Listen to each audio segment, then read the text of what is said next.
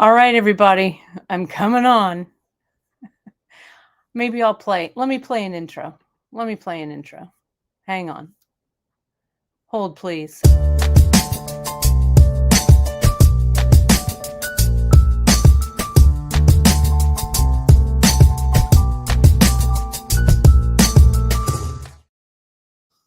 Let me get this off. There we go. Hey, everybody, it's Kate Richburg. Do you ever have one of those mornings where nothing goes your way, right? So I'm going to shake it off. I'm going to put on some lipstick. My desk is a mess, but that's what Saturdays are all about. This isn't quite the right color. Let's see. This is Twig. You folks remember Twig from back in the day? Old school MAC. It's a little bit of a nude though. So let me put this one on. All right. Oh. Okay. Let me get your comments over here. Oh, good Lord. I know. I knew you could hear me too. Let me just return this text.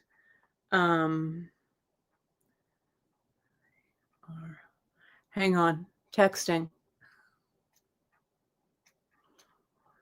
Hang on. Oh, Saturdays. Okay. Ta-da! All right, I will get back to the rest of this later.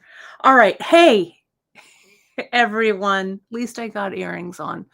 I went on my like a big walk this morning, right? To just kind of walk it out. I mean, it's fun. I'm fine. I just thought that I knew. See, I've got this box here. I'll show you. I've got this box that says Bead Embroidery, right? And I'm looking for the bead embroidery samples. And you'd think they'd be in this box called Bead Embroidery. No. So that's okay. I've got enough things to share with you, enough things to show, but I was super irritated. You know what I mean? And sometimes you just get off on the wrong side of the bed. Oh, look, I see that. We broke 89,000. That's so awesome. Let me change. I don't know why this, our brand color keeps changing. There we go. And it needs to go like that. There we are. Okay. StreamYard kind of keeps changing around, right? Okay. So here I am.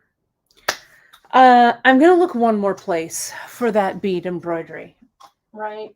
Because I had it. You know how it is? It's like you have it and it's right frickin' here, but it's not. Oh, that's so irritating. But anyway, let me make sure it's not on here. So many necklaces, so little time, right? It's not on the board. It's not on this board. I don't know. Whatever. I'm not going to worry about it. Whoops, something just fell. You folks aren't going to worry about it. I've got enough to show you. Okay. Let's get back to it. Okay. Where's my coffee? Tina, my coffee's right here in this Alfred mug. All right, here we go. And that's why I said I'd do this stitch-in, because I feel like, I'm telling you, I feel like I'm just in a vacuum, right? Where I'm just, I don't know.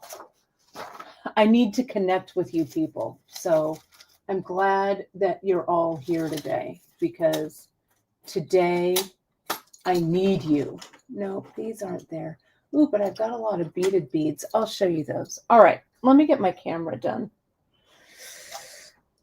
Whatever. What are you going to do? Let me wrap up some cords. Let's see. My mom's like, look on the floor. You know, my mom was not feeling good, but I'm glad she just texted me too and told me she was feeling better. So that's good. Yeah, I've got a lot of ideas here. So yeah, everyone just relax, grab your coffee, grab your, a project and settle in. I'm going to put this in the drawer. Remind me when I'm looking for this thing, my second phone cord, let me remind me that it's in there. I'm going to put these lipsticks with these other lipsticks that are in here. Let's see. This one is, Ruby Woo. Let me put on a layer of Ruby Woo. Nothing that a layer of red. There, that's a little bit better, right? All right. I like that. All right. Oh, good. Sabrina, you're really interested in beaded beads. That's great. We'll talk a little bit about those too. There we go. It's a little bit better. Again, nothing that a little bit of red lipstick can't fix. Today's just, dose of realness, right? Right. That's plugged in. Let me add my camo camera in. I am not prepared at all today. At all. So apologies. I felt like I was, and then everything kind of went sideways, but whatever. What are you going to do? Okay. And how many of you? Oh my God, there's like 100 of you watching me flail around. Get it together, Richburg. Okay, let me add this other camera. Yeah, I say the same thing. We want my mom to be around a long time. My mom just turned 80. I just turned 59. I can't believe it. Where does the time go? I'll tell you what. Here we go. Janice is bringing her goddaughter to the airport today. Her goddaughter has some, she was visiting and now she's doing some other work stuff. So Janice may pop in. You never know. She might. But she deserves, we've been hopping this week. So yeah, so she deserves all the rest that she can today. Okay. Let me add this camera in. Let me do that. Let's do this. Okay. What's up with this background? Sorry. Oh, happy birthday, Lorraine. Love it. Love it. Many more healthy years to you. Let me see if I can get the background right. I don't know why these fall out. There we go. That's better. I like it. Okay. So I have first, let me show you a couple of things. Let me make this one bigger. Hang on. That's no. This? No. That's not it. This one? Yeah, that's it. Okay. Let me show you what I've got here. We're going to look at this stuff in a second. But you folks are loving, yeah, this is the correct. You folks are loving the sewing class that I'm doing. I already have, I don't know, 25 of you have signed up already. Oh my goodness. I'm a little blown out of the water by it. Pleasantly so, for sure. So that date, for those of you who don't know about it, that date is, I think it's October 25th. Let me just double check here. It is. It's Saturday, October 25th. And we're going to be going over the ins and outs of your sewing machine. Okay. So it's going to be a 2 to 3 hour, it officially is a 2-hour class, but we'll probably have like an hour of Q&A and like extra stuff, and you know how I am. So it's going to be a lot of fun. What we're doing is we're hosting it in what I'm calling our virtual classroom. It's all going to be via Zoom. There's some Zoom, some instruction. If you go to the page, it's linked on the homepage of Bead Shop. If you go to the page, you can sign up there. And then there's some kind of like Zoom tips and stuff. I'm going to send out before the class, probably about 2 weeks before the class, just some, the Zoom link so you can practice getting on Zoom, stuff like that. And yeah, so that's going to be that. You will have access to the recording in perpetuity. So I think I have worked out the technology that this the video will actually live on our Bead Shop website. It'll be password protected, so those of you who attend the class will be able to watch it again. So that'll be up there for you to for you to access. I'm also toying with the idea for the sewing classes and sewing content to make a dedicated like email line, like we were joking last week how it's like a bat signal, right? We put out the bat signal and Emily comes to our rescue. Let me take this one down here. If there are specific questions about like sewing and sewing content, I may make a special email so they all go into one place. So like those questions kind of go. So that'll all be worked out before the class. Then we're going to move on to more advanced content, right? So yeah, we're going to have great info. We're going to talk about, what needles to use, your bobbin tension, all of that. And Sharon, all the better. If a sewing machine is so cheap, there's literally no name on it. Doesn't matter. No shame in your sewing machine game, right?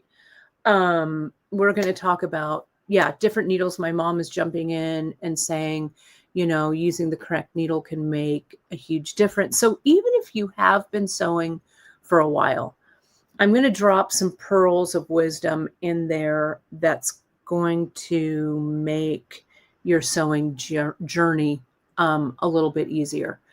Then afterwards, the first 2 projects I'm going to do is, you folks have asked me, and a lot of you have like emailed, which I love. Thank you so much. You saw I made this tote in my buddy Laura's class. My buddy Laura Wheeler, she taught a class to our Fiber Guild last weekend. This time I was sewing with my sewing sisters. It was awesome. But this week I am beading with my beading sisters and brothers, so that's great. So we did a painted face, and several of you have asked about this image. So this is my original image. I painted it from scratch. No template, no nothing. I just drew it under Laura's tutelage, of course, her expert tutelage, which was great. And so what I'm going to do later today,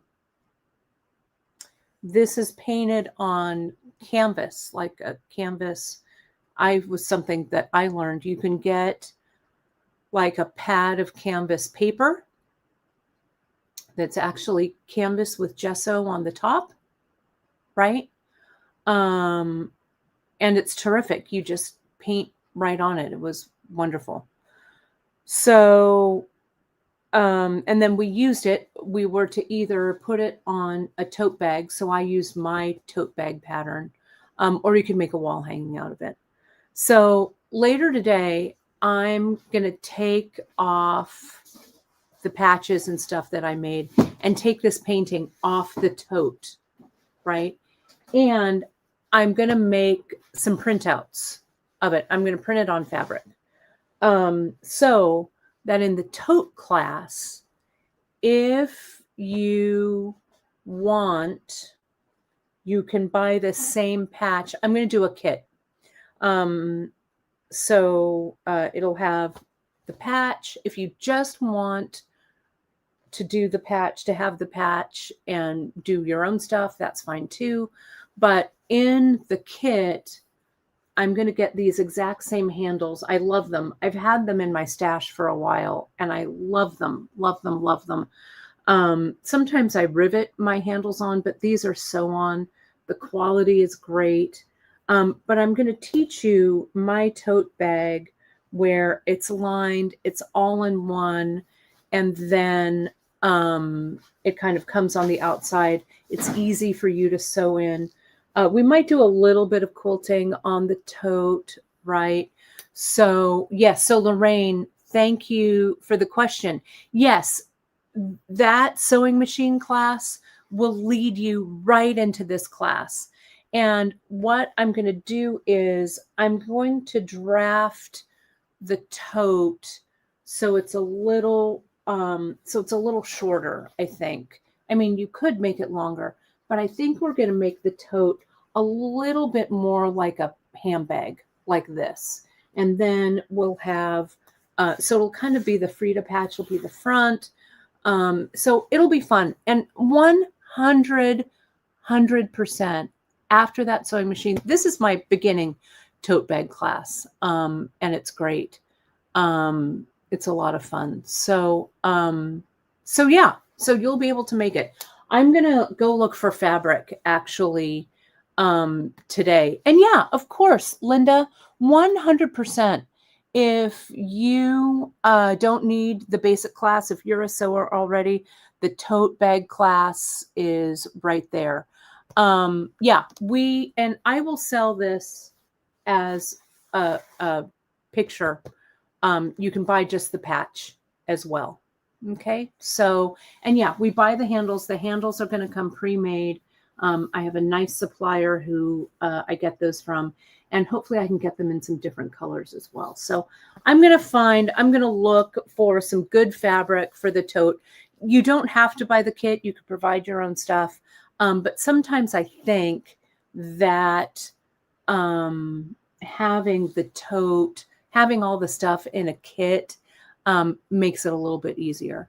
So yeah, and then we'll graduate to the sewing the top I made in France, all of that stuff. So yeah, and you can put your own straps, all of that. I just kind of like how this looks like a handbag. So I'll show you if you want to get webbing and all of that. And these handles are hand stitched on. They're pre-perforated. But the Singer, really good question here, Cindy. The Singer that I'm going to be demoing, the one that we have on our Amazon store, the 4452, and I know my mom will agree, 100% it will sew these and also sew webbing. So yeah, I could make another strap option if you wanted a crossbody, but I think we'll start with this. I have some other totes that I do. The Fiber Arts Guild, Fresno Fiber Arts Guild, I'm teaching a class in April, maybe. So I'll put that up too. Margaret Sloan, the sewing machine that I'm sewing, it's $200. It's $2. I'm not selling it. The link is on our Amazon store. And it's a great one. It's a great, great, great one. And yeah, I'll sell the handles separately for sure. Okay. So I'll see what I can get. But that's coming down the pike. I'll probably do it in um in maybe later, maybe in November. I'll see how our fall shakes out, but why not? Let's jump in, right? I'll get all of that taken care of. So yeah, let me see if I can go on to, hold please. Let me go to the home page here. That's not the home page. Hang on. Let me do this. Okay, if we go to social media, we go to Amazon shop recommendations. I go right here, Kate Starter sewing machine recommendations. This is the heavy duty. I have the 4452 on here. I'm going to drop the link right here in the chat.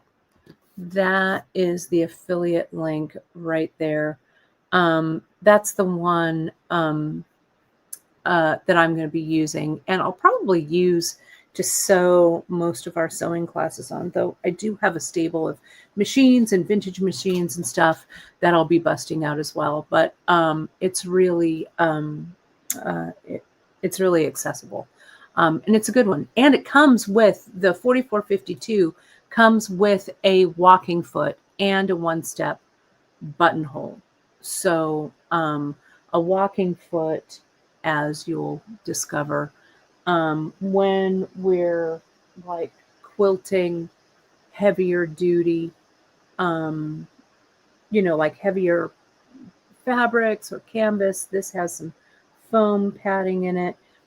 A walking foot, it's an even feed machine, so it feeds your fabric through evenly. So all of that will be in the sewing machine class. But anyway, I wanted to let you know about that. Okay, and Janice is here. Hello, JP. I hope that your airport run was good. Let me go here. Okay. And thanks, Ma. Yeah, my mom has a semi-industrial. I have one too. Mine's a Sailrite. My mom's yours is a brother, I think, Ma. But they are only straight stitch. The 4452 can zigzag. It has a lot of other decorative stitches. And thank you, Janice, for putting that up. And I will take as many as the class will hold. It's all in Zoom. It will be fine. During the pandemic, we learned a lot, or I learned a lot about teaching via Zoom. I had a virtual classroom for all my metalsmithing stuff. So it was great. It really, I was able to reach people all over the world, right? So it's time to bring that back. You know what I mean? One other thing is, if you have another machine that doesn't have a walking foot, right? You can get a walking foot for your machine, and I'll show you. You have to determine if your machine is a high shank or a low shank. And yeah, so don't worry. That's all going to happen. And for quilting, I have a quilting idea that I want to do with you. And CR, thanks for asking. The recommended attachable table for that singer. Ma, do you have that table? I bought a table, and then I promise you we'll get to bead embroidery, but I bought a extension table, they're called, for my featherweight. They make one. And I love it. I thought I would use it a lot more, to be honest. I have a friend who gave me her extension table for um, the Viking I have. I uh, I have one. Anyway, I have like three. The gist of this is that I don't use it as much as I thought I would, to be honest.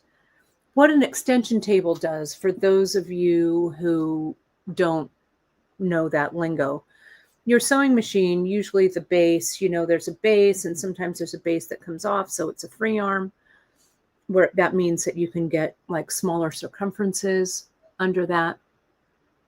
An extension table is really great when you're quilting because it's a table that just kind of slides on, has little feet, and it makes your sewing surface a little bit larger, right? I thought I would use mine more for my featherweight. Maybe I'm just lazy and I don't put it up. I don't know. That could be it too. What I would do is I would get your machine first. And if you feel like you need that extension table, because I sew bags a lot on my Sailrite. My Sailrite is not a free arm. It's a semi-industrial, and it has no extension. It's not in a flat, a lot of industrial machines are kind of in a big flat table. So I don't really miss it. But, I learned to sew like on a bare bones machine, right? We didn't have anything too fancy, right? So I might hold off on the extension. I'll show you the extension tables. I'll set up my featherweight. I think I'm going to have to do my class like in my dining room to have all my stuff, right? But anyway, so make the decision after the sewing class, I would say. But that's my suggestion. But CR, you do a lot of like clothing stuff. So, but extension tables, I mean, they're not exorbitant. But they're nice to have them when you want one. Oh, I love this comment, Wendy. This is great. I was just going to brag on my dad for a minute. He built me a custom sewing cabinet that opens out to an 8-foot length because I was sewing all my own curtains for a few years. That's awesome. My mom is saying here, extension tables are great if you're quilting a quilt.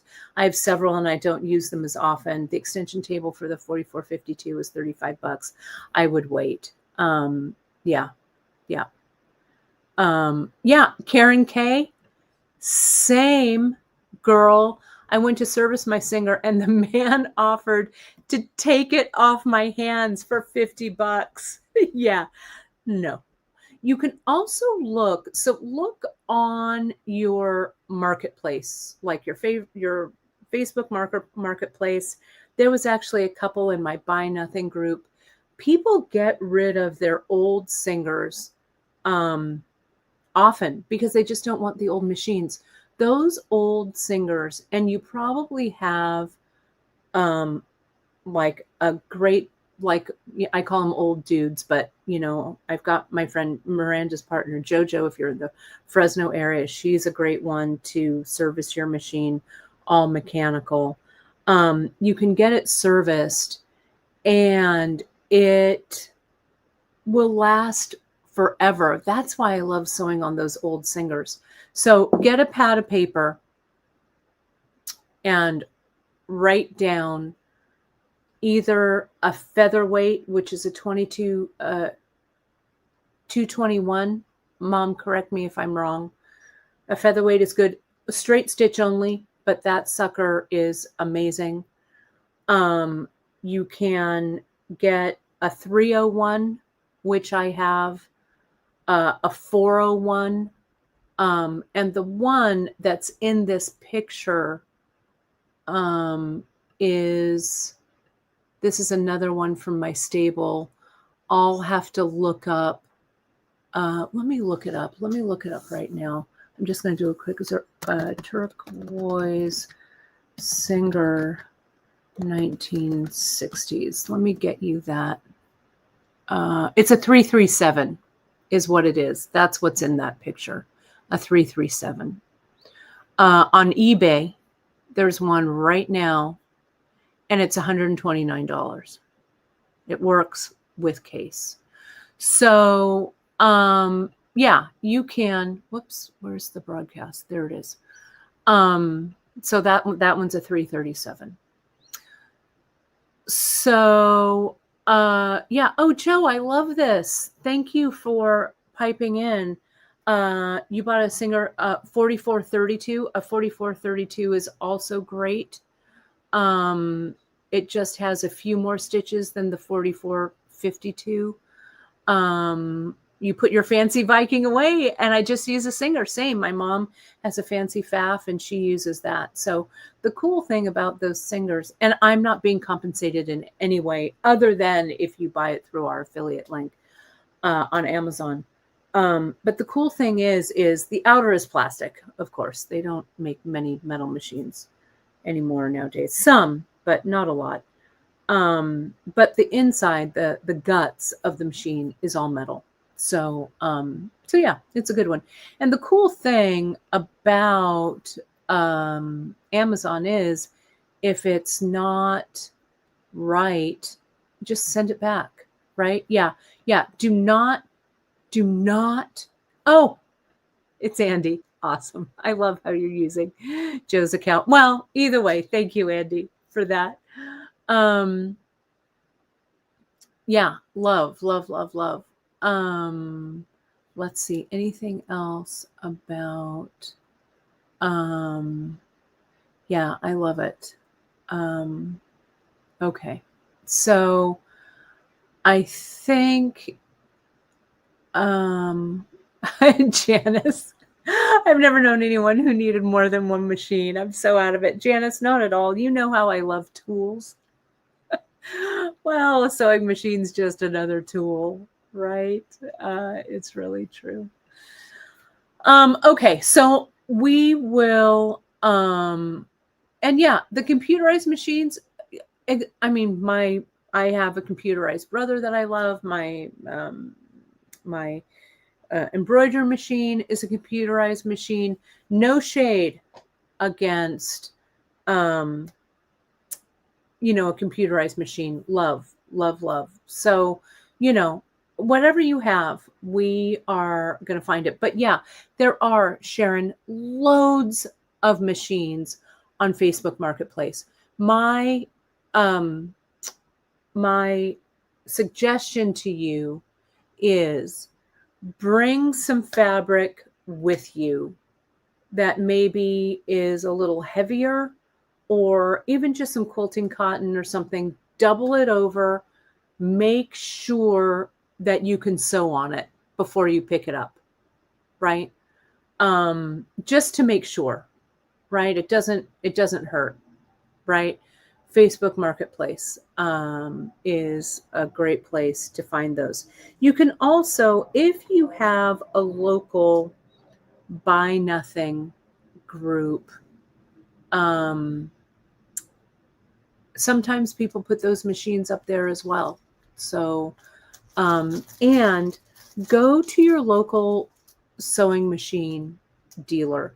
A lot of times, that's how I got my embroidery machine. My embroidery machine that I purchased a few years ago, brand new, would have cost as much as a car. Well, an economy car, but still, right? A lot of people, they get their embroidery machines and then they trade up, right? And then your sewing machine dealer is left with these used machines, right? Yeah, like my mom is saying, you could spend 16 grand on a machine, more if it's an embroidery machine, right? You can totally spend a ton of money, right? But if you go, like right now, AVS, Authorized Vac and Sew, is having the 50th anniversary sale. I'm going to go a little bit later on today, not buying a machine though. But they have a whole bunch of used machines that they got to move. They got to move them out because they take up room. So if you go to your local Vac and Sew, they will have some trade-ins and I'm sure they've been serviced and ready to go. So that's another great place to get like a higher end machine, right? Mm. Trudy, also good, a Nextdoor community group, and you can put it out there in Nextdoor and see if anyone is unloading a sewing machine. Because we actually I have one more sewing machine that's been in storage. It's Chris's mom's machine that she had in the 60s. It's a pink and white machine. And I can't remember the brand. It might be a white, it might be a Necky. I'm not sure. But it's gorgeous and it sews beautifully. I have that one in storage along with some Vikings and other things. So yeah, you never ever know. Oh, yes, at the sewing craft room, right? That dream box. Have you seen the dream box? Oh my God, that's like, I want the dream box. It's this big thing that you put in your sewing room, right? And it has all the stuff. Don't get me started. I can't have a dream box. Oh my God, I want it. I want it. But you know what? I don't need any more things. But anyway, all right. So much more sewing content coming in the class. Yeah, Wendy, you know what I'm saying? And if you don't know the dream box, take a look at it. It's like, I kind of want to make my own out of like used trunks and stuff, right? I kind of want to make my own vintage looking dream box, but I don't know. Right? I don't know. I have the want gene for sure. Yes, I agree. Linda, if you have a Bernina that is mechanical, do not trade that in, right? Just don't. Keep it. And do not buy a $27,000 machine. I mean, no shame, right? If you want a $27,000 machine, more power to you. But yeah. So someone else was mentioning I think it's the one my mom has. The what was it? It was one of the ones that you have, Ma. The Memory Craft. Don't you have a Memory Craft? I think you do. I think my mom has one. So yeah. Oh, Google that dream box. Google it right now. You're going to thank me later. It's going to be bad. Okay. Let's get to embroidery, shall we? Okay, so I grabbed some things. My mind has kind of been swimming around all over about what I kind of want to do with this embroidery. If you have gathered all of the different kind of embroidery things that are bead embroidery stuff that we've put out there for you. Here's a little bit of Gatsby mix left over. Or no, this was Gatsby 2. I don't think I have any more Gatsby mix left. I might have hoarded one, but I hid it. I put it so far away that I can't find it. These were for the Great Bead Extravaganza, for the bead embroidery stuff. We had some sequins. This stuff is going to come back, the sequins and stuff. I have them also. I still have them in these little tins, right? These little things that I've been kind of using. I really need, oh, there's no, yeah, this is Gatsby 2 as well here, I think. I really need to get these organized, but you know what? Piling in these things for now really works for me, I guess, you know. But we did this fall carnival mix, and I wanted to kind of dive deep into it. I have this piece here back when we taught bead embroidery back in the brick and mortar days of bead shop. We had a lot of these really cool stampings that I would love to sell again. These were from Guyot, I think. You can see there's a little bit of patina on there, but I'm keeping it. But we used to sell these in the store. These are old stampings from Providence.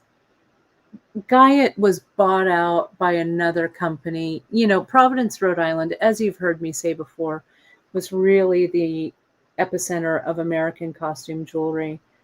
Now it's shrinking smaller and smaller. The company is getting absorbed by other companies. So I'll see if we can find, these are old, these Art Nouveau kind of pieces, which I love. But these would be great to have for bead embroidery, just to add it to the list of things that Janice and I want to find.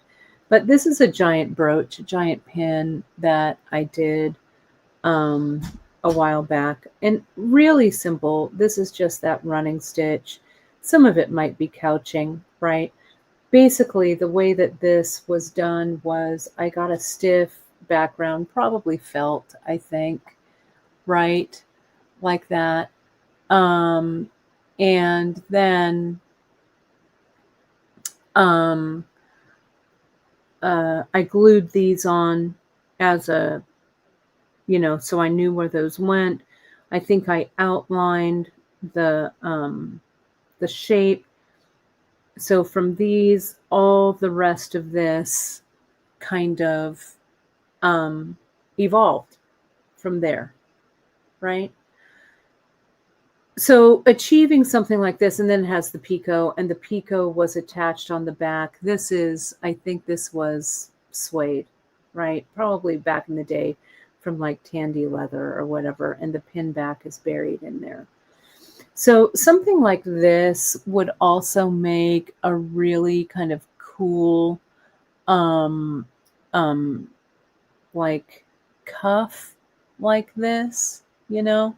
JP, I bet we can find it. One of our old vendors back in New York still may have it back, still may have some of these that we can add in. So we'll see there. Yeah. Someday, maybe during the sewing broadcast, my mom will tell the story about how she bought a pallet of used sewing machines, of which I still have 4. Yeah. Yeah, we can definitely get the cameos. We'll look for these. Lacy stiff stuff, you know, I'll look. I have some foundation, and I'm still kind of on the fence with it. This is that beading foundation that we get from Beadsmith, right? Which is nice. We could get it.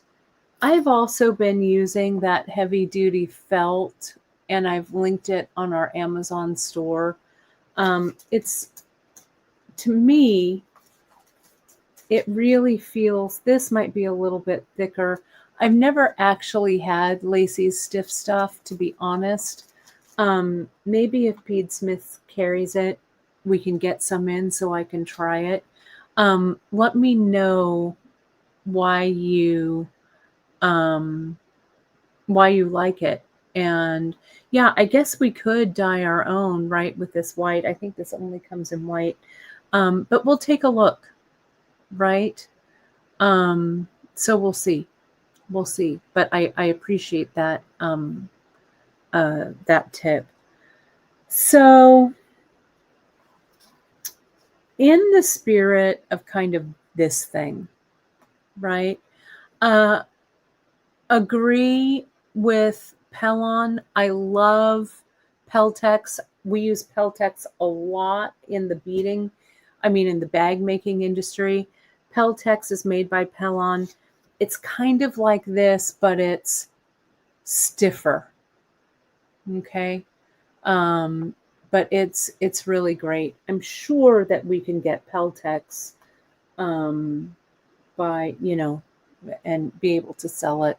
I just need to decide. And Michelle is saying she prefers the lacy too. So we'll look into it. Okay. Good to know.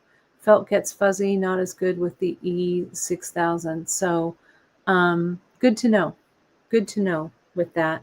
And yeah, Peltex is getting a little harder to find. Joann's was really the place for Peltex. And as we all know, Peltex, Joann's, our Joann's got bulldozed down. It was really sad. I have not been able to drive by it. It's a big hole in the ground now. So what I'm going to do, I got some ultra suede. We've really expanded our ultra suede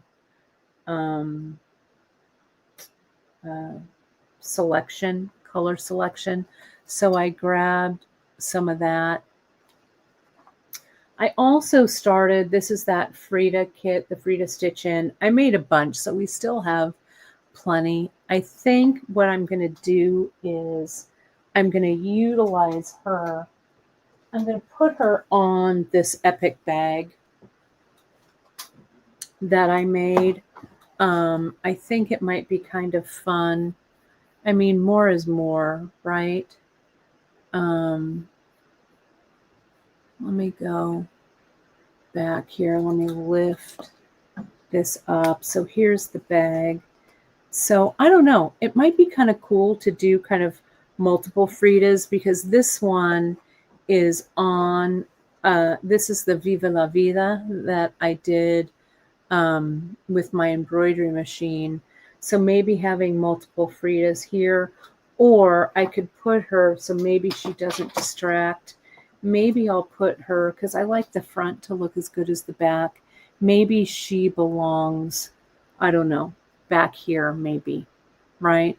So if you, on your bag, you can get a head start. This comes in a warm, which is this one, and it comes in a cool.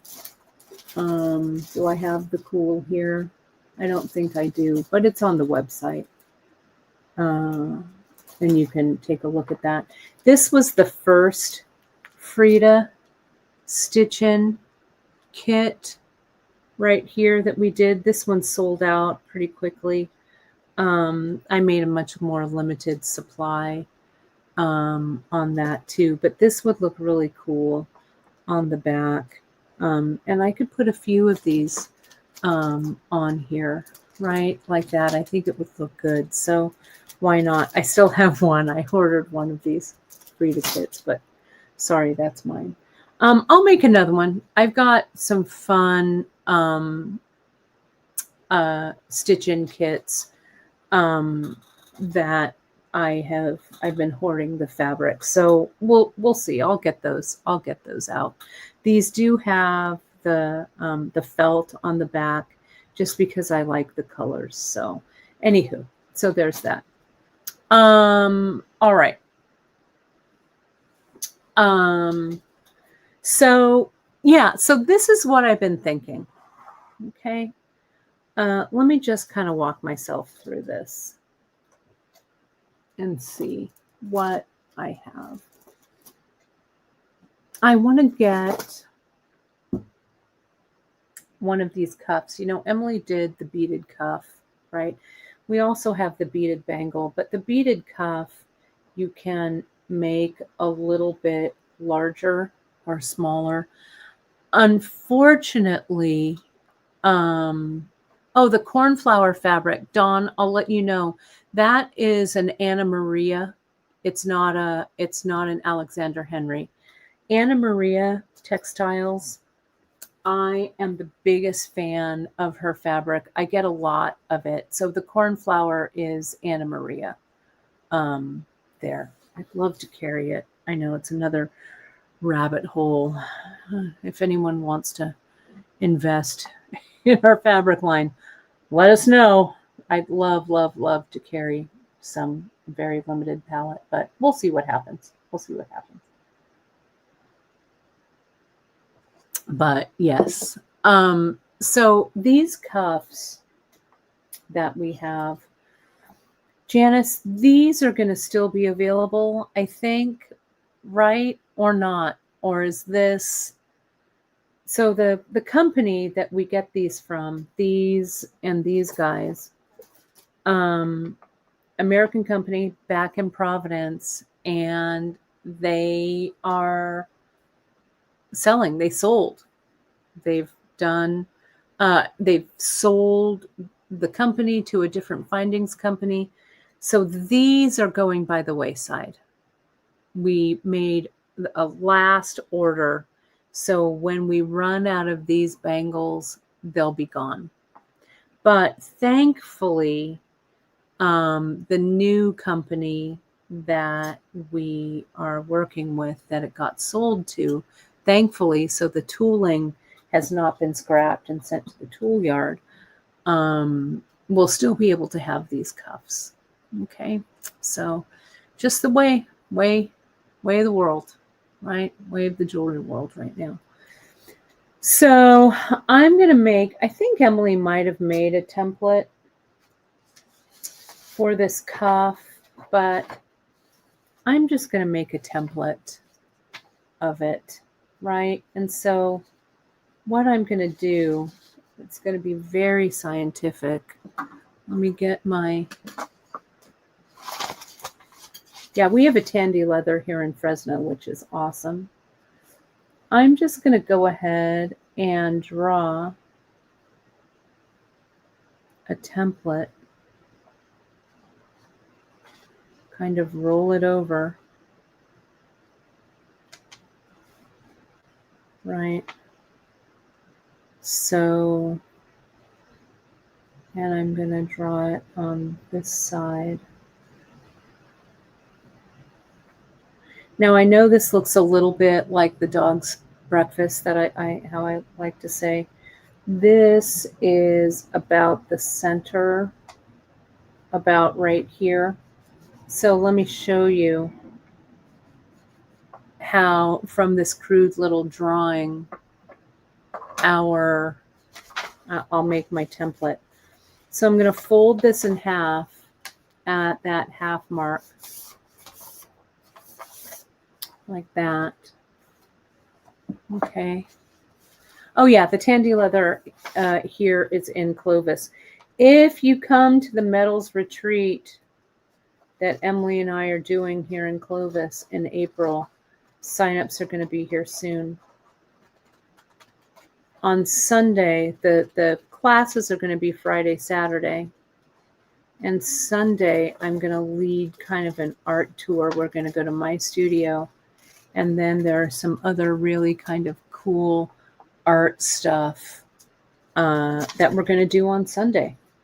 So see how I kind of cut it out around here. I kind of did that in the center. Let's take a look and see what this looks like. Look at, that's not really right. So this is close. So I'm going to come in. And I want this to be slightly larger anyway. So let me do this. I'm also going to fold this into quarters like this, so it'll be symmetrical. This is, oh, and Emily did do her template in her bead embroidery. Thank God for you, Emily. I just want to show you how I would kind of do this, right? This is how I make a lot of my patterns. Okay, fold it in half, so that's even. And then here, so here, this is even, like this. See, that looks a lot better, though this looks still a little funny. I want to go out a little. Let's see how it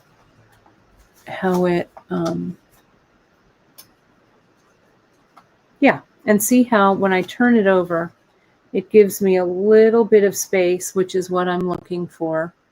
Okay, and if that's my center and I roll it here, good. I've got a little bit of space here and I roll it there. Good.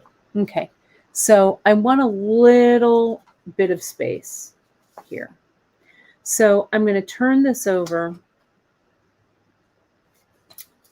Let me straighten this out.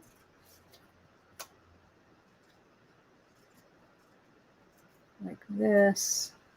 Let me fold it in half again to make sure everything is even. Now I'm going to draw it's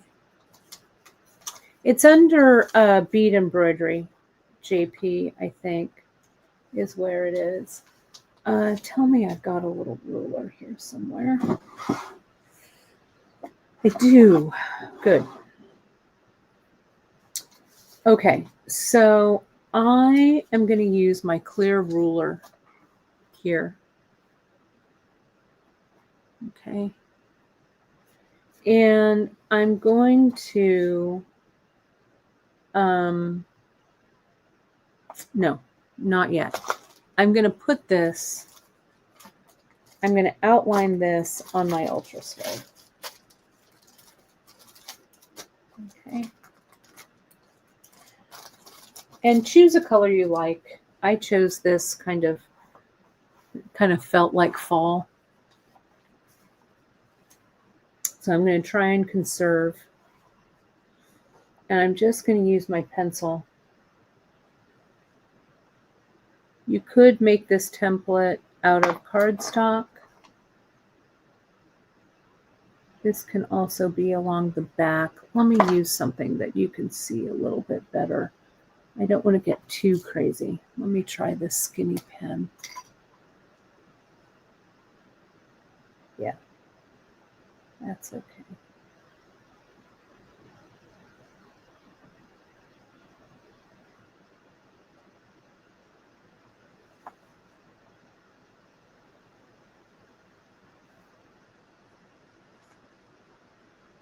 So I also want to make this a little bit larger. There we go. We can see that okay. Then you can see it'll come around the outside. I am going to, that's about, I'm going to measure it. I think I'll be safe if I go in about 1/8 of an inch. Let me get something a little firmer on the bottom. Let me use this lid. Okay, these rulers, let me get in a little tighter. This is that on-the-grid ruler that we use for quilting and stuff, right? Let me get a little tighter in here. Okay. So see how, and this is just how when I draw a pattern and I need to add a seam allowance or something, it's very similar. I'm going to do this with this black pen. This is a really skinny pen. It's a 0.3. Okay. You could use a disappearing pen, but it's going to disappear. I'm going to bead over this, so I'm not going to worry. And I also really want you to see what this looks like too, right? So take a look on this curve. See, there's a 1/8. These are this is an inch ruler across. So that's a quarter, that's a half, that's 3/4, that's 1 inch. The small ones are an eighth. 1, 2, 3, 4, 5, 6, 7, 8. Okay, so I'm going to line up that little hash, and I'm going to draw that line. So see, that's my interior. If I had a French curve, those of you who have taken my classes in France. Oh, and just an FYI, I was just texting with my buddy Jen. I think I have 2 spaces left to come sew with me in France. We're going to make a jacket, and it's going to be a freaking amazing. Okay, so see how I've got that. Whoops, you cannot see that. Sorry. Here's that 1/8. It's a little choppy because this isn't a curve, but just keep moving it, right? Just take it in slow little bits. And then you can freehand this. I can see that this is about 1/8, right? That's a little wrinkly. It doesn't matter, right? If I had my French curve, that would be okay. Now I'll bring it here.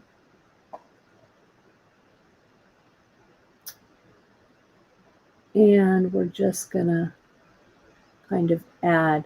So what I'm doing here is I'm adding a line of demarcation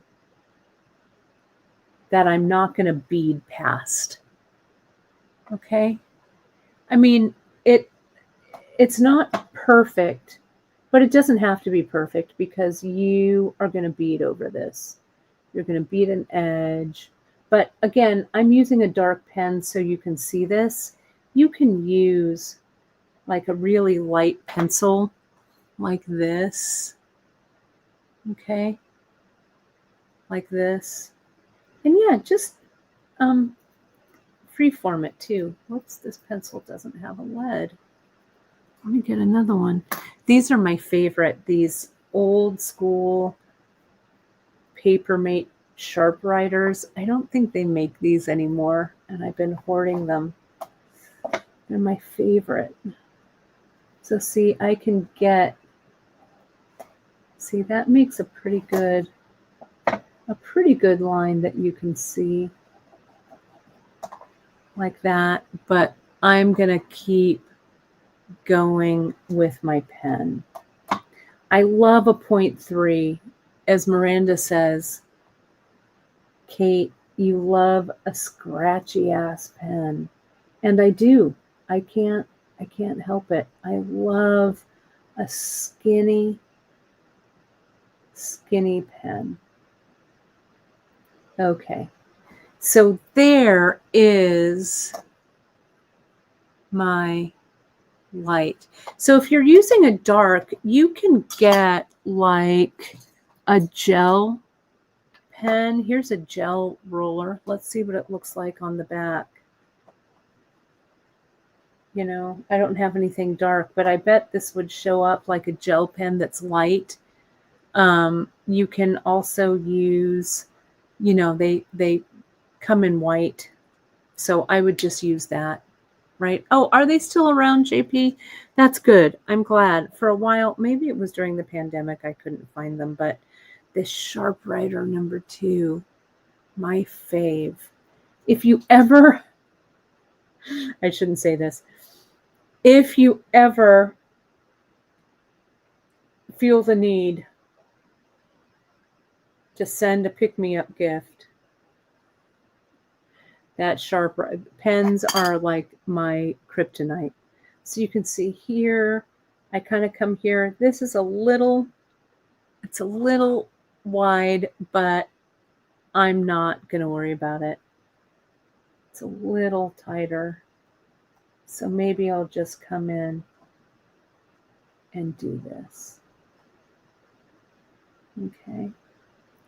Because I want something that is, this side looks a little bit better. Yeah, there we go. I want something like all of this edge is going to be tucked under. So I'm not worrying about it. Okay.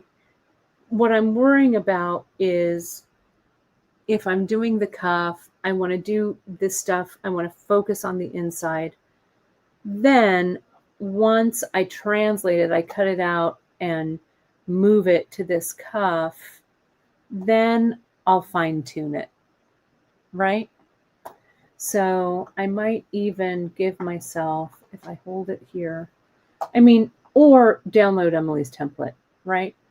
But I wanted to give you kind of the way that I call this, my friend Laura calls this whizzy whack, where you kind of measure things and kind of cut them to fit. The whizzy whack school of sewing. And yeah, that looks right. That looks pretty good. Okay. This pen brand is, I think, it's Pilot is what it is. It's a Pilot High-Tech C 0.3. I love a 0.3. I have a whole bunch of 0.3 sitting right here in front of me. So good. Okay, so now what I'm also going to do is I'm going to try and figure out where the center of this is. I might be off, but I'm not going to worry about it too much. Okay, don't worry. We've got other things to worry about. Remember, sometimes on these rulers, there's a little ending right there. So make sure that you're, like I'm going to measure, I think that's from the end of the cuff there to like the end of the cuff there. Just to double check, I'm going to get my tape measure. 6 inches. Yeah, that looks about right. 6, yep, right on the money, just about. So this here is my center, okay? So I'm just going to make a hash mark. I know this is all dark, but I'm going to cover it. So I'm not worried, and I want you to see this. So there's the center, right? Now I'm going to, let's see, how far across is this? This is about 1.5 inches across.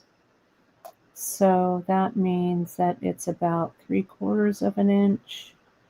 1, 2, 3. That's about the center.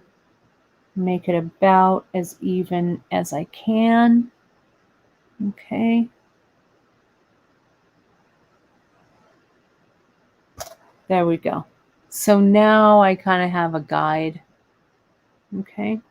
So if I want to put something in the middle, and I don't know what I want to do. I've got something to go for. I thought what I would do, and I might glue these in. I probably should have glued these earlier, but let's just glue, and then I can stitch them in too. I think I'm going to use E6000. I've got some here. Because I'm thinking about a design. I'm kind of thinking about this, right? Since it's kind of quote unquote spooky season, we've got some of these little skulls. What else do we have that I wanted to use? I need to get some more of those in. I just have been a little bit lazy about ordering them. I think we have some of those flowers, those aluminum flowers that you've been asking me for. I'll get to that this week. Here's some.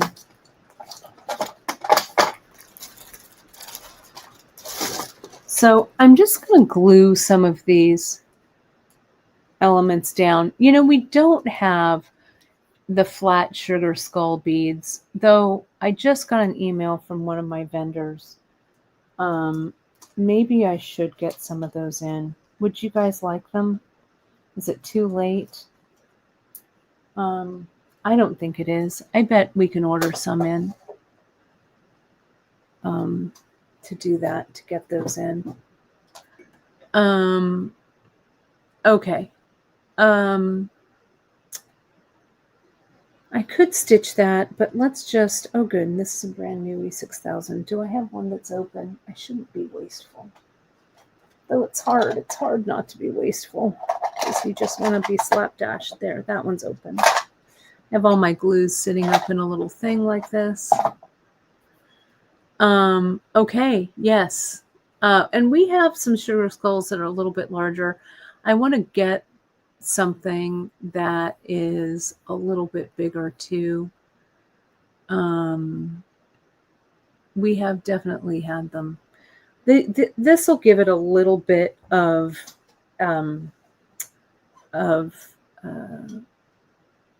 texture, right? I want my let me see if I can find them around there. I want my tweezers. Hang on. Let me see, because I'm going to do a little bit of gluing first, and then we're going to let that set for a second. I had my tweezers here somewhere. I'm still not quite completely unpacked from the bead retreat. I don't know about you guys, but I pack all that stuff up and then I can't find it. Are they in the drawer? No, see, they should be right here. Let me see if they're in this drawer. No, do I have to steal Miranda's? Does Miranda have some?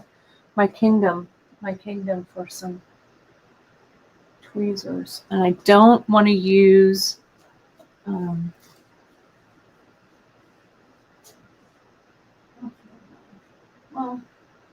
I'll use my ball. One more place. I'm going to look one more place. But it's hard. You should get all of your tools back into place. But no, negative. Oh, I see something I think I can use. I have some old metal smithing tweezers, I think, that are sitting here. Are they? Yeah, I'll use these. They're kind of my old metal smithing tweezers, and the ends are kind of funky. Here, let me see if I can fix them. And then I'll find my knotting tweezers. These I've used for soldering, so the tips are funny. But that's okay. Better than nothing. And then I'll look. I know, without Miranda, I'm lost, right? Okay, so I'm going to just do this on here. Let me put, I want this. I had a tube of these gem duos. Okay. I'm going to put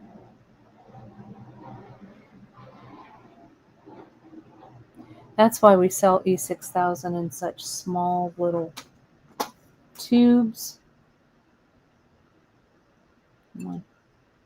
Open that up. Let me get one of these so I'm ready to move it around.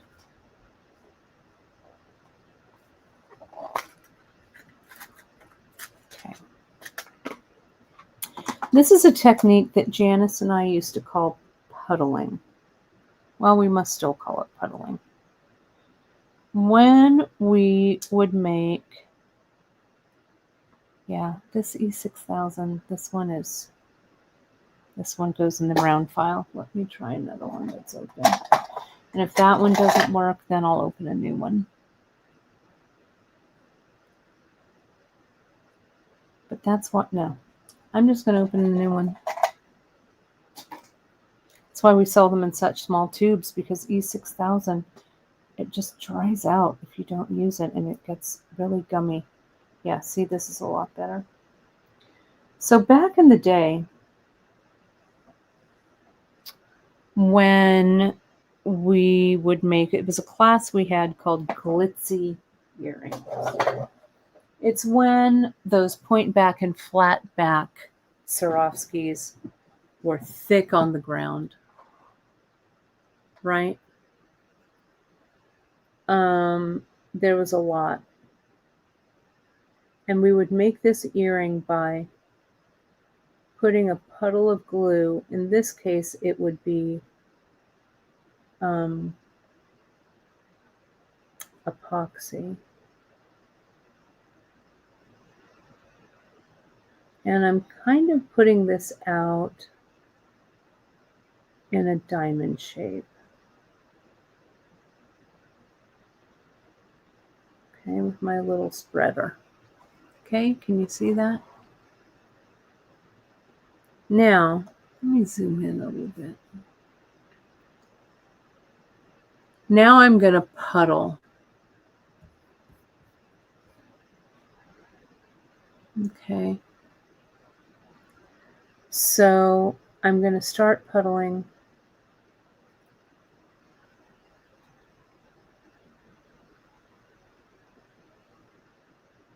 by putting that skull right there. That E6000 really grabs it. Now, this needs a little more glue.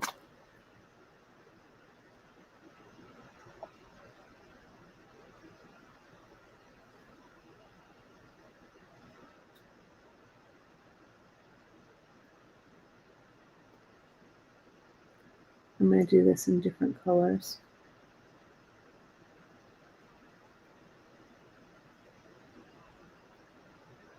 Let's do a yellow. You kind of have to work kind of quickly. Let's do that red.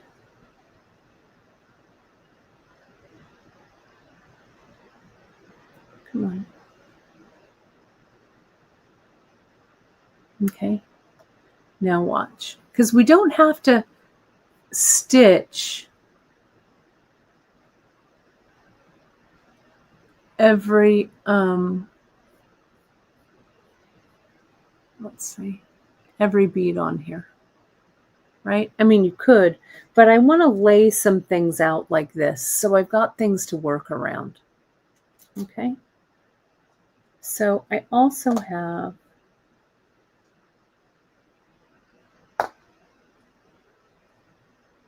I don't know, I'm in the mood for orange, I think. Let's see if I can get this open. Sometimes my hands don't want to open it. I've got these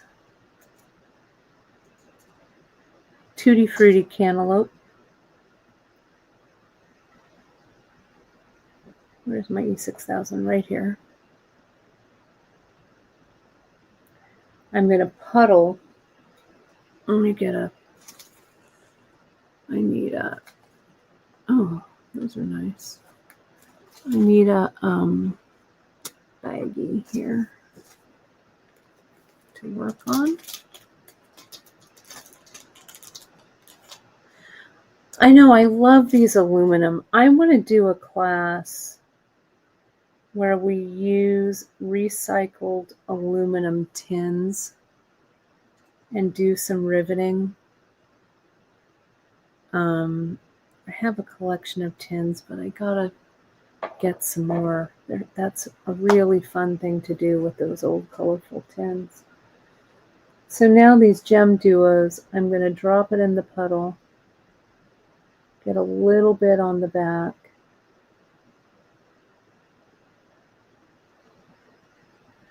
Let's put it there, because there's still going to be room for me to come in and bead around this. But gluing with this E6000, I think, is a good way to go to get your centerpiece. Yeah, just look at her. It's good. And I like the way this orange looks.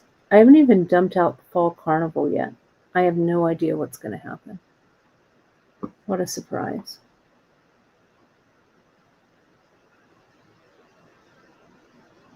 Now, something like this, I also pulled, we've got these Nun Design bezels.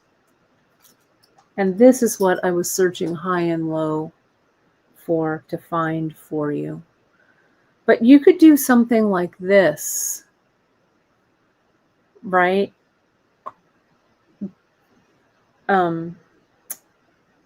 Trace this out on the Ultra Suede. You don't have to stitch, glue a bunch of stuff, and then just stitch a few things in, right? Shove it in that bezel. Look at how great it would look. I don't know why. I want, of course, I'm biting off more than I can chew with this cuff. But look at there. Okay. Now, I have left over, remember the earrings, right? I guess this is my color story for right now. These are the dancer earrings that I'm working on that we're going to do next Wednesday. Do I have any beads? What beads did I use for those? What are that? Where is that project? There those are. Right there? No? No. They gotta be here somewhere. Excuse me, I didn't mean to yawn. Here they are.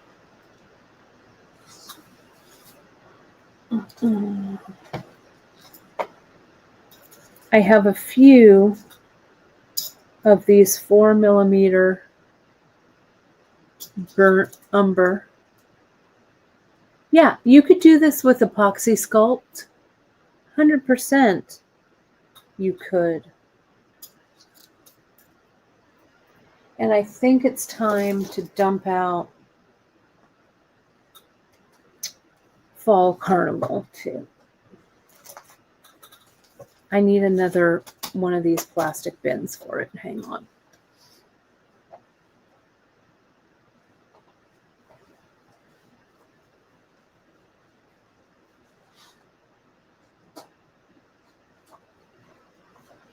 Let's see. Fall Carnival. Let's take a look. Oh, just look at her. Gorgeous.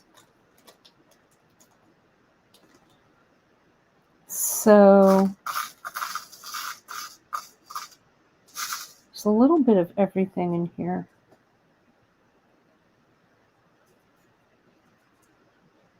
Yeah, good. Okay. My ideas are honing. I'm going to come in and let me... Yeah, have you been watching Christy Friesen and her adventures in her residency in Ireland? Isn't it great? I'm so jealous. She's having a really... Well, I'm not jealous. I'm happy for her. She's having a great time. We're going to keep doing this puddling. I want kind of a luscious piece for it. I have, talking about 20s dresses, I have a 1920s dress, and it's in pretty good shape. It's all beaded. I've worn it a few times. I have done some reinforcing with it. It's black and the edges are all beaded. I wore it, Ma, you remember when we went to see the Mavericks with Shirley? I wore it to see the Mavericks back in the 90s, I think. So I've worn it a few times. It's really a gorgeous piece. I bought it, I think, at the San Francisco Vintage clothing store or clothing expo that they used to have. See how I'm just dropping those in? Yeah, Christy Friesen, if you know Christy, she's part of the Great Bead Extravaganza. I think her Facebook group is called Christy's Creative Neighborhood. She is an amazing mixed media artist. She's really incredible. And she's been around for a long time. She works a lot with like mosaic techniques, collage techniques. Right now, she is in Ireland on a residency, and you can join her Facebook group. Tell her I sent you over there. She's pretty amazing. She's does really great stuff. She's super whimsical. Just a really great human being. Oops, I missed one on that side. So these are 4mm fire polish. I'm not bothering to stitch them. Oops. Right there. Repeat vintage. Yes, my friend, that's right. I would go to Repeat Vintage when we would go to Ashland. That was the best vintage store. I bet I still have some things from Repeat Vintage. So good. It was right there, right by Lithia Park. So fun. So see, just take your time and let me get that centered. Let me get this in. But gem duos are great for this. Hopefully you can see that. And I'm just making this up. Just find a center that you like. You got to work kind of fast because see, my E6000 is starting to set up again here. Right? Yeah, the selection was so good. I know 100% I still have, I think it's probably from maybe the early 1960s. It's a chiffon dress. It's kind of green and black, and it has these blue roses on it. I know 100% I got that at Remix. And I think I also got a 1950s. Is that everything? One there. There. Here, it goes over here. I think I also got that one there. Has some organza on the top, but that was a must shop for me.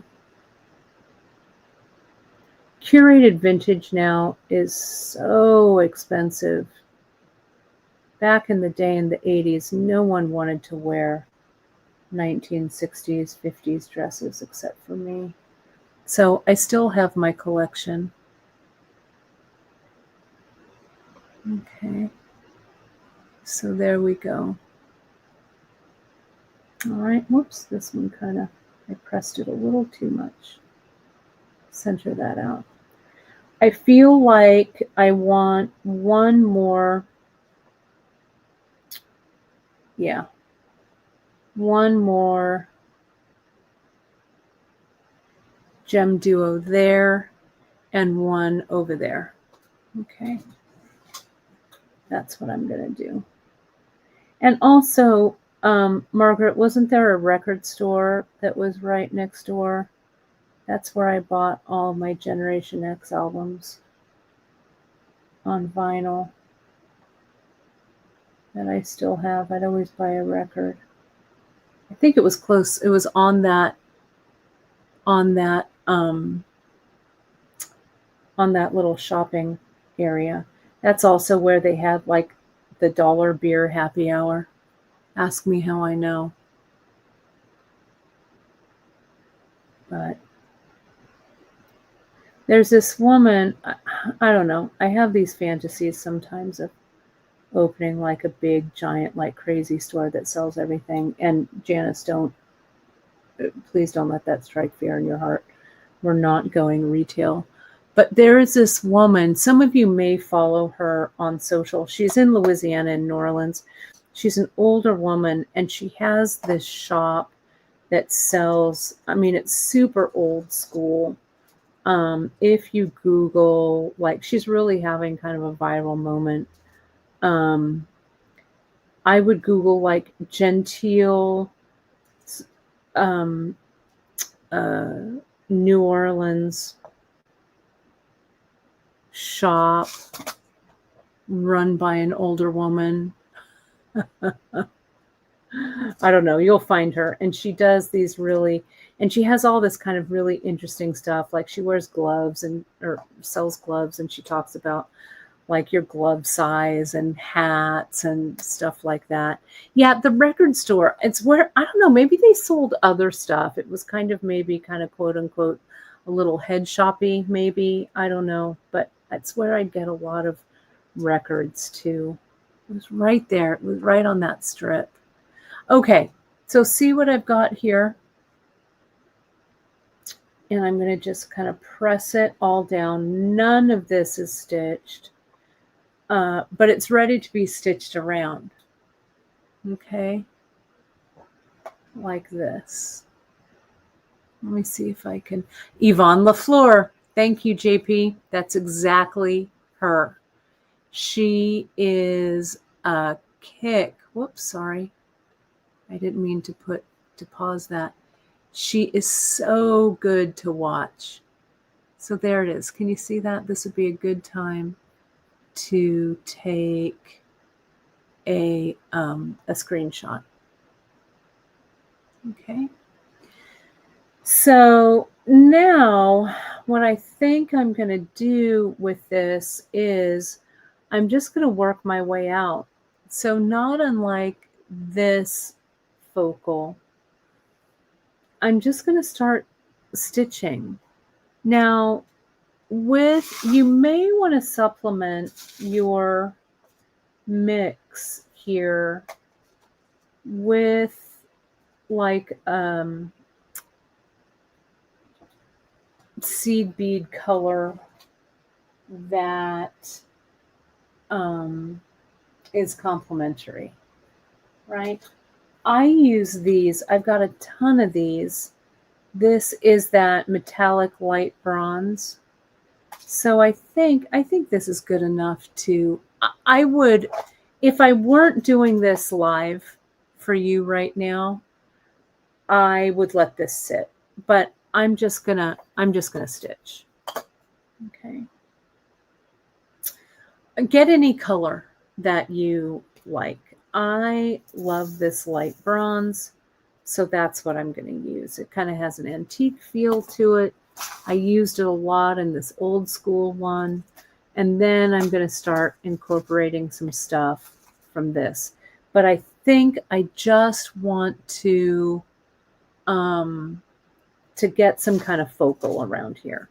So let me get out my needles.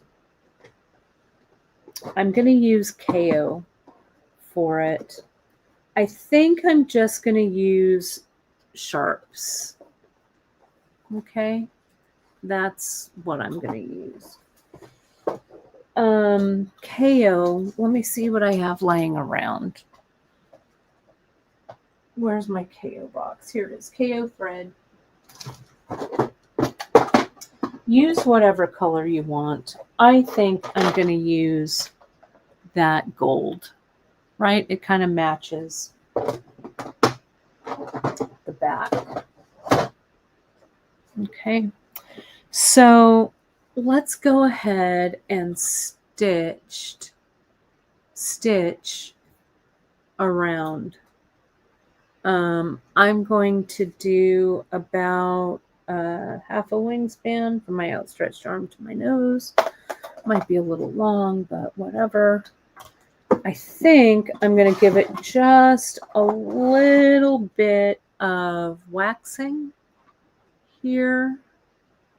The dull-tipped needles, Terry, are the tapestry needles. That's correct. That's correct. So what I do when I wax, I first grab my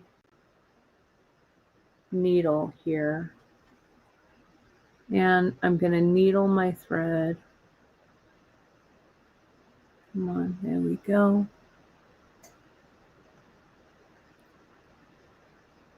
And I'm going to come in and now I'm going to wax it once it's on the needle, because also the needle kind of allows me to have something to hang on to.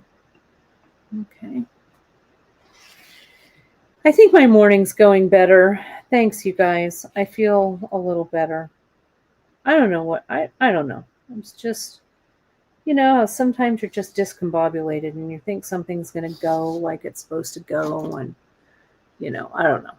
So I'm stoked. So thanks. Bead therapy is real.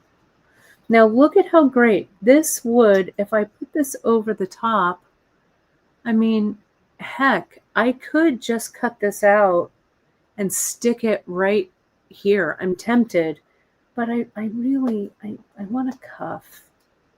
So I'm going to do it, right? No, and you all are here for me, which is great for all of us. You know what I mean? Our newest hire, Emily 2, who is working in fulfillment for us, so it'll get our fulfillment times back up to what they should be. I was talking to her about, you know, a little bit about the bead shop culture and a little bit about what we do here and stuff. And I talked to her about, you know, about our customers and our customer base and stuff, and how important you all are. You know, you're like our bead family, right? So so she's indoctrinated to that bead shop culture. So, you know, we're very, very grateful. So here's this. There's a little knot that I tied. I'm not using tapestry needles, Mary. I'm using sharps. They're small. They fit in my hand well. Again, I should really let this glue down, but I want to show you kind of how I'm going to stitch around this. So I would let this sit probably overnight. Yeah, we'll get Emily on camera as soon as she's comfortable. I told her, I said, don't worry, I'm not going to put you on camera right away. But Miranda found her.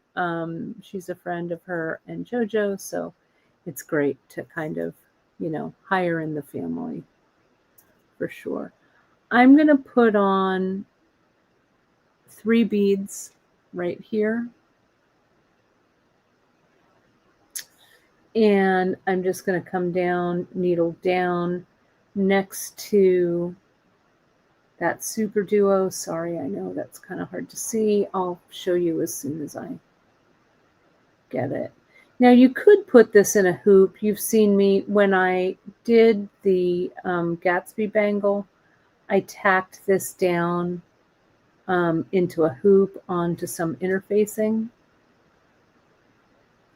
I kind of like this. What I did here was, and it's kind of hard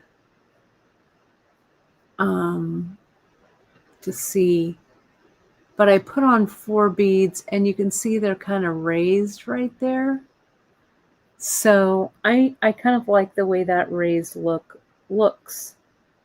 So I'm going to come up, I'm going to needle up next to this. I'm actually going to needle up through that one right there.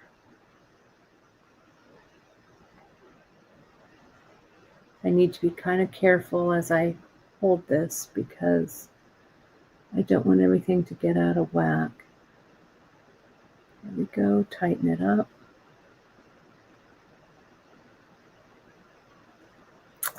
And put on 4. 1, 2, 3, and 4. Then I'll go down to where that point of the super duo is. And this is just a running stitch. Don't second guess yourself here. Just go needle up, needle down. Right? There we go. Look at how nice that looks. And again, with the 4, it makes it kind of sit up a little bit. I'm going to finish going around this super duo, and then I really am going to let this kind of sit. So I'm going to come up through this super duo at the point so it's anchored. Whoops, right there.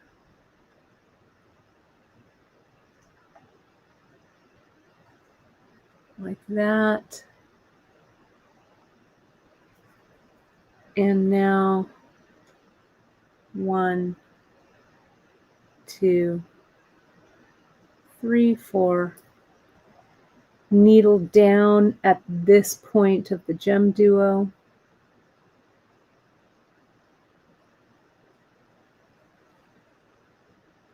Comme ça.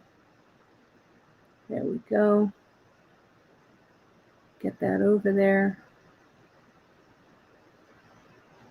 Like that. And now I'll do my last one. I'm going to needle up through the last bead. So that last bead is sitting kind of flat. But I can come in and maybe I'll put a little picot or something.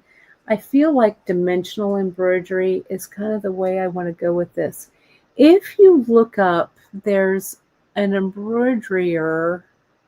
He's also a really great fiber artist and teacher. He does patterns and stuff. His name is Kenneth King. And Kenneth, my buddy Mary Cravens, knew Kenneth back in the day. Remember in the like mid to late 80s, early 90s when Elton John was wearing all of those super encrusted like vests and hats and stuff? Kenneth did all of that bead embroidery. So look him up. It's kind of gone out of fashion, though I feel like it's kind of coming back into fashion. This little, I might have to glue that back down. Again, I'm playing with fire with this. You really want to let all of this glue kind of sit. Let me see if I can get this.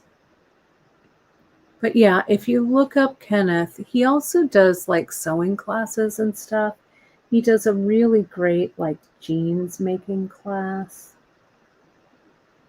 He and my friend Mary filmed a pilot for a PBS show that didn't get picked up. That was kind of a bummer. But he's a good guy. And he's really great at embellishing. So I want to show you this, how you can go back in and you can fix it. Okay? And it's King. Let me look it up. Let me make sure I'm not steering you wrong. Kenneth King. Yeah, here he is.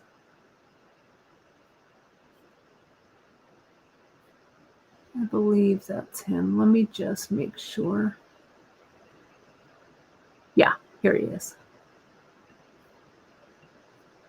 I'll put it in the chat.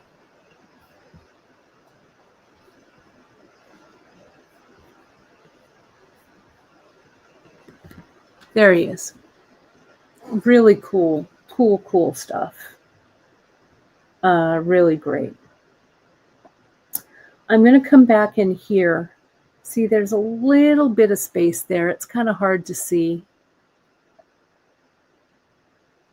So I'm just going to needle up really carefully through that last seed bead and fill in, yeah, fill in just with a couple more beads, and that will fix it.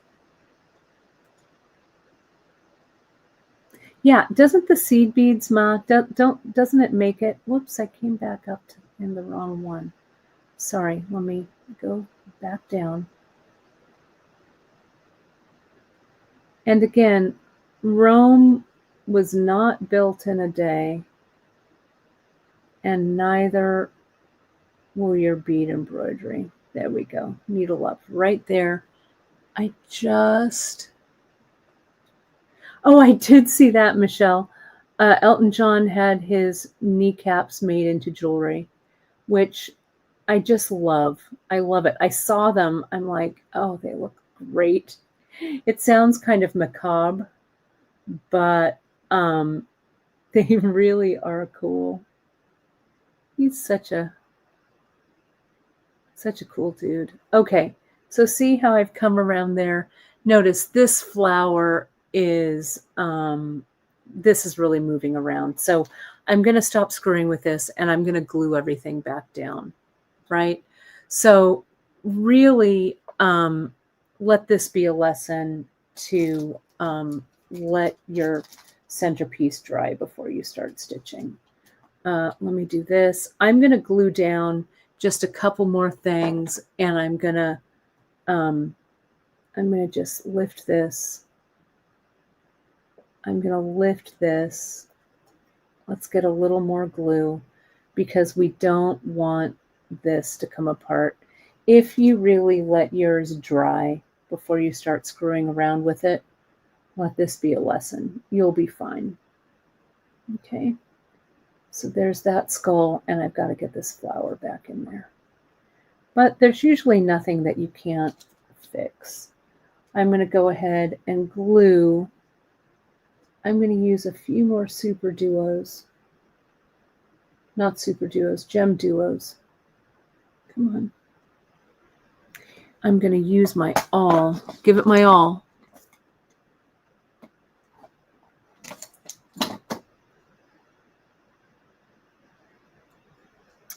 And none of these beads have been sewn. These have all been glued.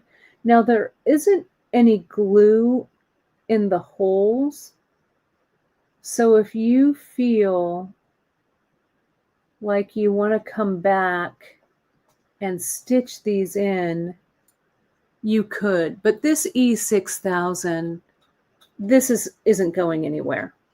So what I'm going to do is I'm going to stitch around. This is my plan. I'm going to stitch around all of these. I'm going to come in, stitch here, stitch, stitch, stitch. Maybe stitch around like this one and this one because there's plenty of room.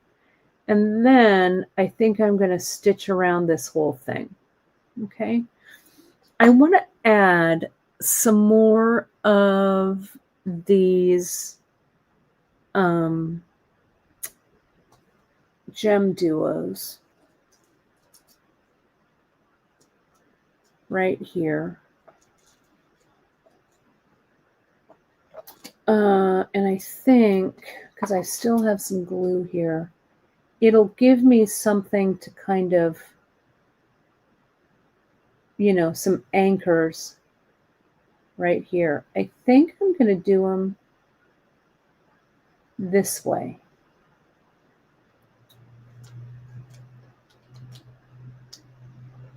And I'm just going to do this by eye on that center line. Again, I could stitch them in. Sorry, did I freeze? Hang on.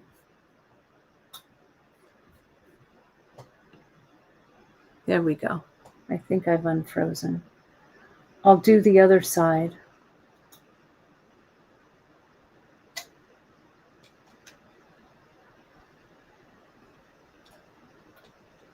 Come on.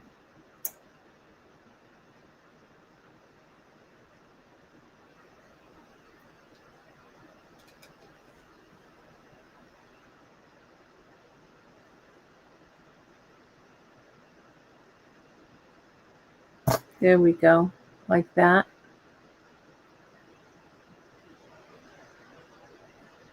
And I think I'm going to do 3. Okay. I can always add more. Where's my glue?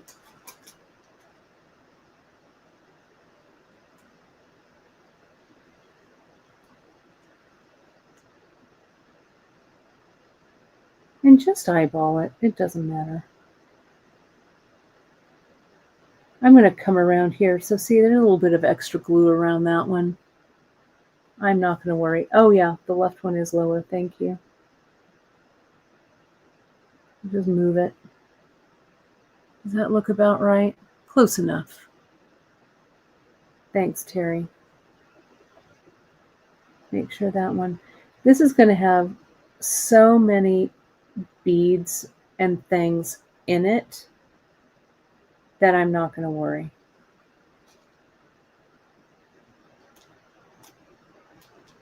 Gotta work quick. This E6000. Is there some on the back there?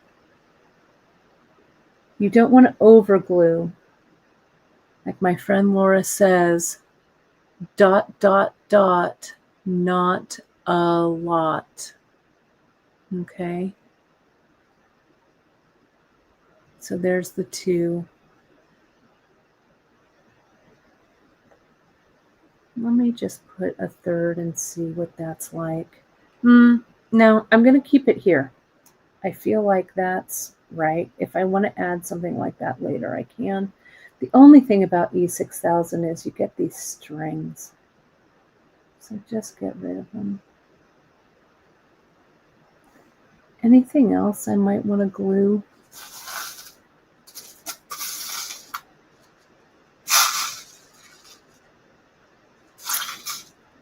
Let's see. This is such a mix. So random.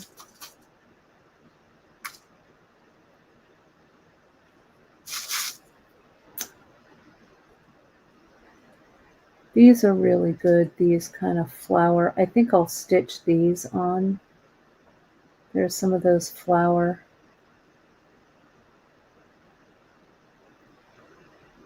Sequins. I'm just laying a few things out just to see. Oh, these are a little close. Got to be able to get that flower sequin in there.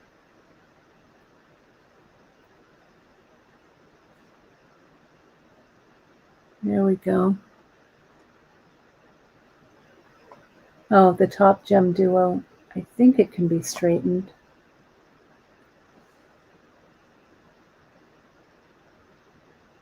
I don't know. It might, and you know what? When the beads are around it, it's going to be okay. Let me get those out. Let me see. Yeah, the glue is pretty much done. So, maybe I can I lift it? Ugh, no, I'm not going to screw with it. I'll just fill it in with seed beads. It'll be fine. It'll be a little wonky, but meh. See, so that's what happens. Let that be your lesson. See, I'm picking this up. So I need to put this aside and let this dry. Because the E6000 does bond pretty quickly. But I just wanted to show you that stitch. Okay. So I think what I'm going to do with this, I will go around this. Maybe I'll go around this a couple of times Okay. Right? Go around it. Maybe somehow connect this out. There are some turquoise chips. I don't know how many you get. But we could put some of those in too. Then I think I might just fill this in encrusted Gatsby style, because there's all kinds of really cool things in here. So if I just kind of sprinkled it on so you can kind of see, right? Maybe. But that there's some kind of through line with these that kind of, you know, make some sense out of the chaos there. I don't know, but I think that's where I've landed. So for this, if you want to do something like this, what you're going to need is you're going to need some ultra suede, right? Let me just slide that off. Whoops, not those. You're going to need some ultra suede. You're going to need some like gem duos or whatever. Let me see. You're going to need, I think this needs this though. Can I get rid of that? It's on there. Let me see. I think I want to move this down. Doesn't matter that there's glue. Okay. I think, don't you feel like this needs to be there?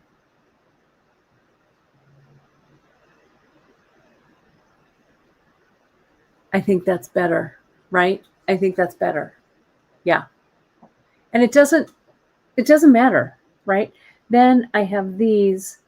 Then I want to put this out there. That composition is better. Don't you think? Right? I think that's better. I'm not going to worry about that one. Let me glue those down.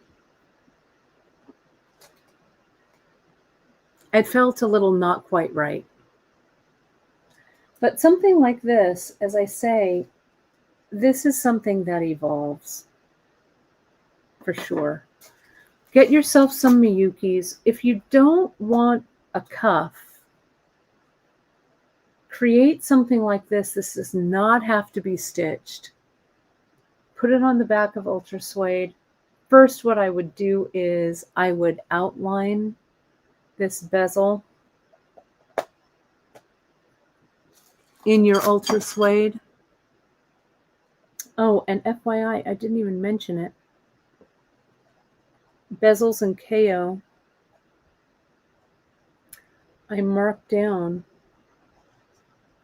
10%. The cuffs, all of that. So if you go to the link in your newsletter or on the pull down, the bead embroidery pull down, it's there. These are all on sale. These are on sale. These are on sale. All the KO is on sale. Okay, so double it up with that September coupon and you'll get some savings. It's a good time to stock up. I put my glue here. Can I get this one up? I don't know. I keep saying it doesn't bother me, but I might be lying. Can I get it without? This one's on there. It's almost off. There we go. All right. Let's make it even. I know no one will notice, but then I'll come back. You know what I say, if it's worth doing, it's worth doing right. So let me just get it in there. Okay.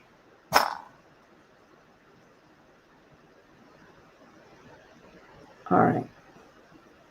That looks good. And again, the glue that's around it, don't worry. Doesn't matter. This glue that's here, you can stitch through the E6000, no problem. Don't worry.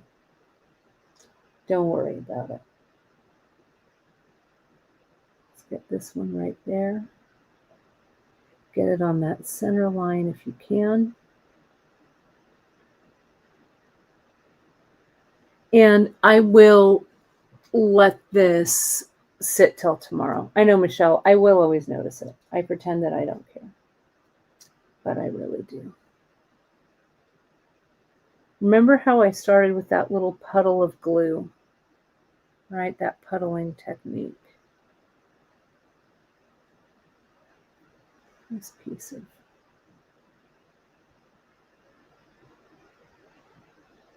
glue is going to bug me. There we go.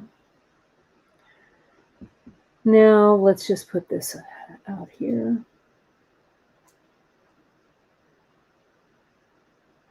Gonna eyeball it again. Press it in so it makes contact. Again, see there's glue coming out and around it. Not gonna worry. Thanks, JP, for that. I really appreciate it. Margaret, don't worry.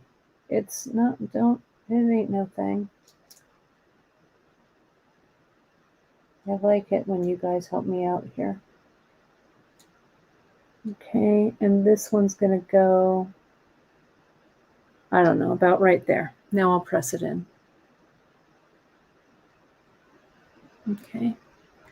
So if you want to take a screenshot, let me do this.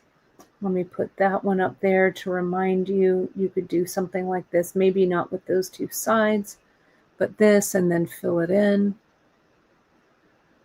There we go. Let me see if I can get that nice and clear. That's pretty good. Okay. Oh, that's good to know. A sand and rubber eraser will take off that E6000. That's good to know. I'm sure we can pick that up at the art store. But I'm not going to even worry too much. I'm just going to cover it. So there it is. I think this is a pretty good start for that.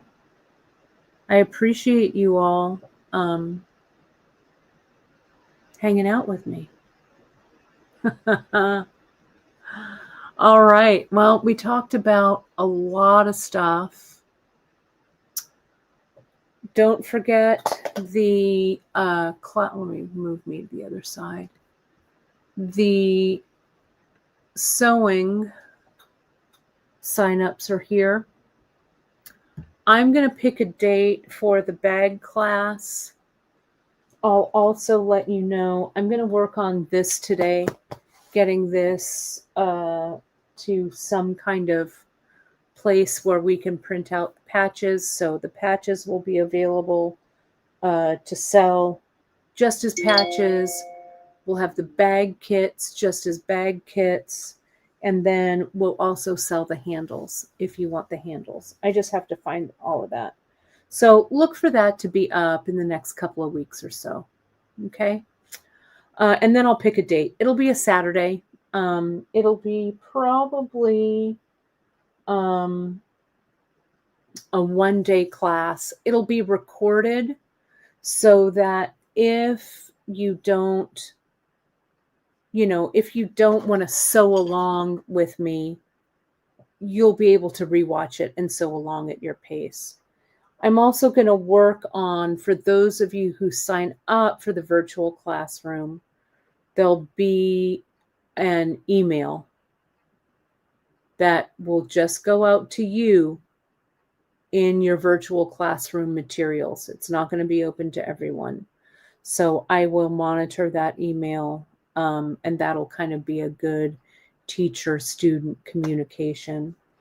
I may, if this goes well, it would be kind of fun to have other teachers do virtual classes, to come in and teach their specialties.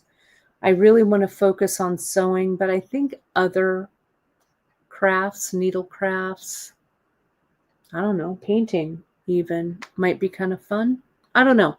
It's something that I've tossed around, and I really want to make it happen. Just as a reminder for next week. So I'm going to be gone, but I'm going to be working in Accessible. I'm just going to visit some friends on the East Coast. So you'll see some East Coast inspiration. Paper arts, Pam Chavez, you're right here in Fresno. You did that paper dyeing. Pam did this class. She was in my bag class. She did this class dyeing paper with natural dyes. It was really cool. So I don't know, think about it, right? We could do an online class. You know, it would be fun. The paper was just so delicious. My mom's like me. I have several classes. So we'll see. We'll see how it goes, right? Why not? Let's expand our horizons. So yeah, so I will be around, but and felting. Mary Ellen, you do felting. Pardon me. Let me drink some of this. Which would be amazing. So let's see how it goes. I mean, I know the technology. Dyeing silk thread, 100%. Painting that thread, right? It would be really, really fun. So let's see where it goes. So what I meant to say next Wednesday's broadcast is going to be pre-recorded. I'm going to finish the Lola earrings and show you how to stitch that fluted ruffle to the top. So that's going to be that. Janice and I also have some drops that are going to happen next week. The following Wednesday, I think it's the following Wednesday, we have Danielle Wicks coming with a brand new project. We've got brand new beads for it. So we're going to drop the beads next week, which is going to be great. And then she'll be with us, whatever that is, the 7th, maybe the following Wednesday. We're also working on some other bead drops. We've got some pearls, that second pearl drop, some other things. And don't forget that on the 1st, we've got a monthly mix that's dropping that Miranda did that's based on Twilight. I know, millennial, but it's gorgeous. It's gorgeous. It's called Forks, named after where it takes place. And it is a gorgeous, gorgeous mix. So that's what's happening. So even though I won't be here live and do that, right? I know, Terry, I'll try and do that. You know, I try and schedule everything in advance so you guys can pregame.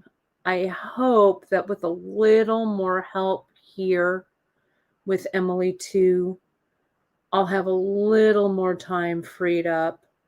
I feel like, and maybe that's why I was a little grumpy today, to be completely honest, I'm just overloaded a little. Not a lot, but today I was feeling it a little bit. So I think it's a great, great, great idea. I will, but I'll put it in the newsletter, kind of what's coming down, so you guys can kind of start, um, you know, pregame. I know pre-gaming, right? What there was one more thing. Oh, I did want to mention, and I don't like to mention this a lot, but we do have a coffee account. These Saturday stitch-ins and stuff, they're a little, they're kind of some extra content that we do. And we have a coffee account. It's there at beadshop.com. The whole idea about it is that for the price of a coffee, you toss us a little bit of a gratitude or a tip or whatever you want to call it. It's also at the top of our YouTube channel, our coffee link. It is never, ever expected and always, always appreciated, especially in these days where money is so super tight. So if you're inclined, and I know a lot of you out there have actually made this a monthly donation, which we are very, very appreciative of. But yeah, you can go over to coffee, ko-fy.com/beadshop.com. And for the price of a coffee, you make a little contribution. Always appreciated, but again, never, never expected. So thank you for that. Thank you for being here today. We always appreciate you. And thanks. We'll talk to you guys soon. All right. Bye, everybody.